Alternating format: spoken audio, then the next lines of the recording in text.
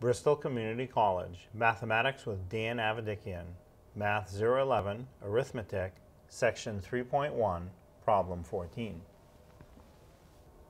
This is Section 3.1, Problem 14.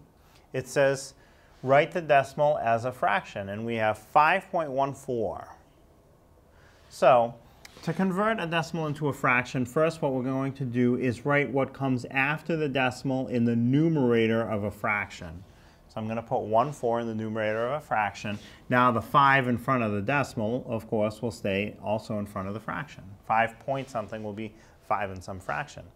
Now, again, step 1, write what comes after the decimal in the numerator of a fraction. So I've done that. Step 2, put a 0 under each digit that's in the numerator.